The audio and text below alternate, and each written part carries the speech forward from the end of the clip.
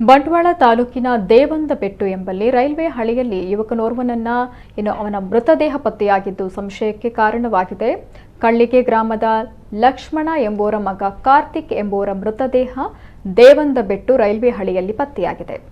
ಸಂಜೆ ಮನೆಯಿಂದ ಹೊರಟ ಕಾರ್ತಿಕ್ ರಾತ್ರಿ 11 ಗಂಟೆವರೆಗೆ ಮನೆಗೆ ಬಾರದ ಹಿನ್ನೆಲೆಯಲ್ಲಿ ಮನೆಯವರು ಆತನನ್ನ ಹುಡುಕಾಟ ಆರಂಭ ಮಾಡುತ್ತಾರೆ.